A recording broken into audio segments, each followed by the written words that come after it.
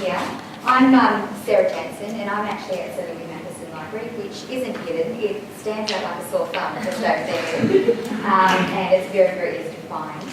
But I was sent here to represent Claire Carson. She'll be here on the Wednesday presentation, and she gave me a little bit of a heads up about what you guys are doing. It's absolutely fantastic.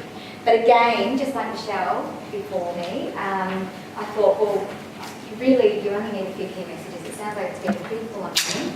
So I kept it very key and put some pickies in there to show you where I'm talking about. Here's one from Claire though. She wants to get across the message to everybody that it's big, it's not scary. There are 7 branches in Victoria, okay? So there's 3 on this campus. There's the Law Library, Matheson and Hargrave Andrew, the sort of science engineering. It is based around discipline. Law. Matheson is business, education and humanities, and Hargrave Andrew is pretty much everything else that exists on this campus, okay? So engineering, science, medicine, nursing, health sciences, those sorts of things. But we also have, of course, one library at Berwick, one library at Peninsula, and a library at Caulfield, the library at Caulfield that services everything in Caulfield, and another one at in the city at Pharmacy. These numbers seem huge, okay, and it's quite exciting because we actually have a massive collection, electronic collection and books and journals and all the rest of it. And, you know, even undergrad students can borrow heaps. They can borrow up to 30 items for 2 weeks. And I can't even fathom borrowing 30 items for 2 weeks. I don't think I've got that far.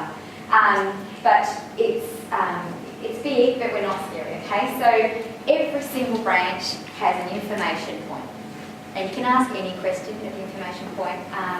The usual things that can help you mostly with printing, photocopying, loans, finding books, finding library class, and I'll talk a bit more about the library classes in a minute. But Claire wanted you to know if the students are stressed about a lost book or a library loan, a library fine or something like that, we're actually really, really nice.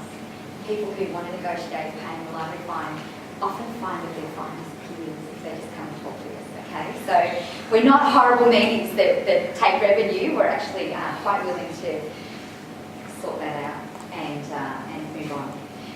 You know, books get lost. I lost a book and I work for the library. And that's saying something. I don't know where it is to this day, but anyway. So these things happen and it's all fine. The other thing, aside from the information point, so any question can go there, they then can direct you to other places. So we've got, for example, music and multimedia sections, and you know, all these other bits and pieces. You ask the question, they'll show you, they'll walk you there, they're nice. I noticed that the DLU here talking earlier, and we actually have a lot of accessibility equipment to help blind students, deaf students, students with other disabilities use our resources. So you can even ask a question around that at the information point, and I'll take you down to where staff can help you with using that equipment. Okay, you may or may not, has anyone seen Research and Learning at one of the libraries recent year? This is me actually, this is my colleague Tammy, and a student who's kind of there, sees that photo. But this is where my expertise lies, okay? So subject librarian and learning skills advisor, and I'm a learning skills advisor, work at these points in every branch. The times vary, so I wrote down what the times vary in different branches, but we're always there daily during the week, and we can help with a range of things, okay? So there's that really, really deep advice around getting yourself organised for study, really good study techniques, that kind of stuff to get you up and started. But also when students are struggling with assignments, whether it's finding things, the appropriate materials for the assignment, knowing that it's the right academic sources that they're supposed to be using, because this is all really foreign territory now for starting students. And also knowing how to present that assignment. You know, students may never have been asked to produce a marketing report before, or a critical review of a journal article, or anything like that. So we know how you're meant to be presenting this kind of work and what the writing should look like. For people at Hargrave Andrew Library, they tend to advise in writing for science disciplines, and it's a very different look and feel to writing for the humanities.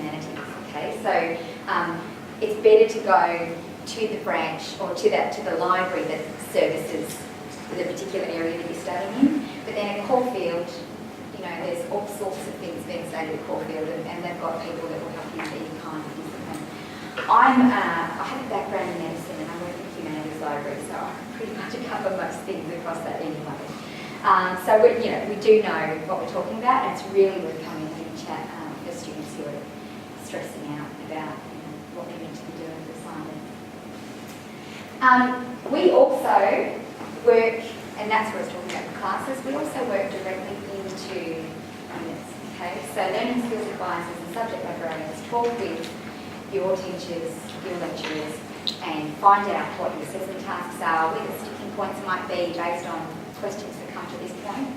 And we can actually we often go and run workshops either in the class time or adjacent or adjunct to class, but after a lecture, to help students with particular assignments anyway. So they will see us at some point either in a class that was specifically designed for them or at the research community. And we're friendly faces, we're very approachable, we're happy to help. That looks quite public, right? But if there's a student distressed, we send them there. We realise when a student is distressed and we take them straight to a little room where they can come down and speak to us privately if they need to. So they don't have to tell us all of their woes out in the public space if they don't want to. They're very attuned to that. So that was that second point.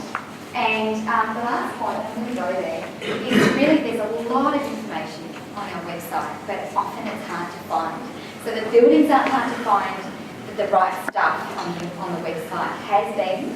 The website's been rejigged over the last little while, and so I thought I'd show you really where best to show students where they're going to find stuff.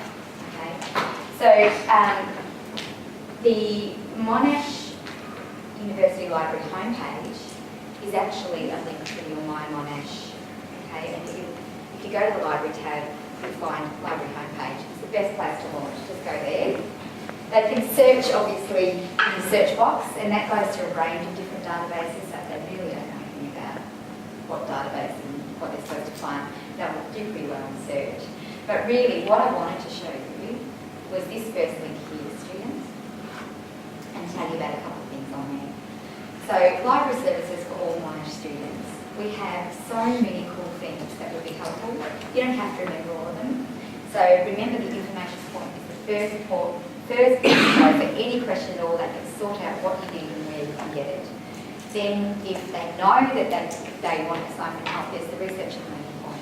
And there's specific times that they're opening different branches, but that's also located here. And the third thing to know is this students page from the library homepage. Okay, library guides sound ridiculous, okay, because they sound like they're guides to help you use the library. And in fact, they're really, really good subject guides. So if your subject area is sociology, you're going to click on that and go in there and find the exact types of journal, the exact journal titles that you might need, the exact databases that you'll be needing to look at various different subjects within the broader thing of sociology. Often, like I said, we're teaching into those units, so any materials that we put to help students do their assessment tasks, we'll chuck in those library guides as well. Where we can, we also stick in Moodle, because that's obviously the place where students are mostly, but those library guides are extremely valuable. We also have library guides to help with all types of citing and referencing. Any style you can think of that you've ever been asked, they're in a particular library guide. So there's those. Online tutorials, again, super helpful. There's ones on how to search, there's ones on what is academic integrity, what am I supposed to be doing here. There's a range of different online tutorials, and they're all listed. When you click on that, you go to the online tutorials page and you can pick something that's useful. So if it's past the research and learning drop-in time, the library guides and the online tutorial should help the student over a hurdle anyway. Okay. Again, there's quick study guides and all sorts of things. There's information on how much you can borrow, okay, study facilities, all of that stuff. The only thing other than that I wanted to show you was about classes and drop-ins. If I click on that and I click here, the class booking system, if they're looking for a specific class on a something, and it's a skill that they know that we can be able to help them with. So it might be about writing for essays, it might be about searching for sources or citing and referencing using a particular style. We run a range of those sorts of classes in the library as well. And they just need to click on that link here, library class linking system, and just put a key term in, APA referencing or essays or whatever it is, and a whole range of books that pops up, or all the concept ranges. So that's about all I want to show you. So 3 things. I'll go through them again. Let me go back to the library homepage. The information point, lovely people, they're happy with anything. Research and learning point, really fantastic advice around assignments, and we're well informed, usually from the academics who have set those assignments, and we have a really good relationship with them, and we know what they're expecting, and we can help students with putting that together. And finally, that students page from the library homepage, right there, has got just about anything that you could possibly want to help you with all those things. So, did I cover anything you wanted to know? Did I not cover things you want to know? And now I'm happy to take any questions that you want to know about. Yes? Just a question about fine, because I've been getting different answers. I've been told that you'll find resets every year, is that right? I believe so. I do believe it resets every year, and you don't have to pay the fine until it gets to $25. And it's pretty little, hang on, these are things that I'm completely up with, but at 50 cents per item per day that is overdue. So it can amount, I suppose. But short-term loans can actually get to $5 per item per day. So that's when it quickly wraps up, and there can be some pretty distressed students if they lost a short-term item. But the quicker they come and see us, the quicker we can sort it out for them. If it's lost, it's lost. We just make sure we take it out of the system and end that item. Okay. Any other questions? None? Does anyone use the research and learning point? Seen that there? Yeah? It's kind of a handy place to come. There's a similar smiley face there. It's a bit past me in the Madison Library, but you'll see all our colleagues out there. Like referencing programs like Endpoint, do you have any online tutorials for that? EndNote, yeah. EndNote has a full library guide that runs you through how to use the various aspects of it.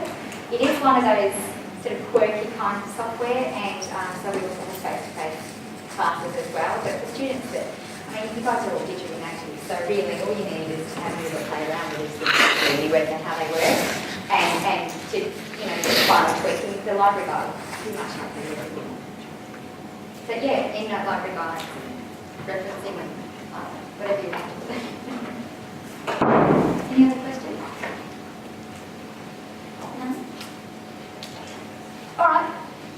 Thank you very much.